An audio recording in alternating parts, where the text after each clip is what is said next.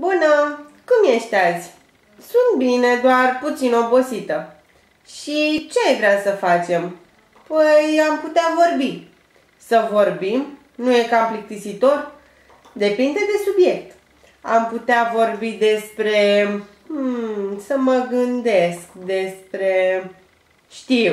despre un domeniu foarte interesant și anume despre relații publice. Despre relații publice? Am auzit de ele, dar nu cunosc detalii. Ce sunt relațiile publice? Nu există o definiție concretă a relațiilor publice. Există în jur de 500 de definiții. În cel mai simplu mod, relațiile publice reprezintă funcția managerială care ajută la stabilirea și menținerea unor limite reciproce de comunicare. Dar când au apărut relațiile publice? Se pare că relațiile publice sunt la fel de vechi precum comunicarea dintre oameni. Și unde au apărut? Din spusele mai multor autori, relațiile publice sunt un fenomen aproape integral american. În America, în 1990, exista o mulțime de piariști. Există și cărți despre relații publice. O mulțime, dar cea mai importantă rămâne cea lui Edward Bernays, Cristalizarea opiniei publice.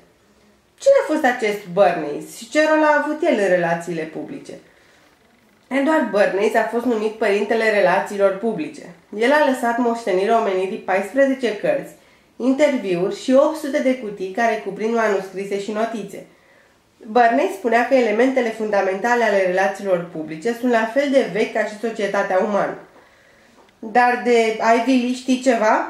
Știu că a fost cel mai cunoscut om de PR din lume. Istoricii consideră că Ivy Lee și profesia acestuia au contribuit la consolidarea Americii. Pe ce principiu mergea Ivy Lee? Ivy Lee considera adevărul ca singura opțiune de succes pe termen lung în domeniul comunicării. Cred că adevărul este o opțiune de succes în toate domeniile, nu doar în cel al comunicării.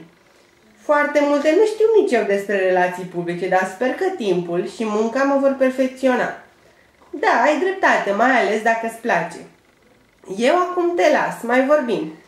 Bine, data viitoare când ne vom vedea, sper să am mai bine puse la punct detaliile despre istoria relațiilor publice. Și eu sper asta a fost interesant. Pa, pa, pa!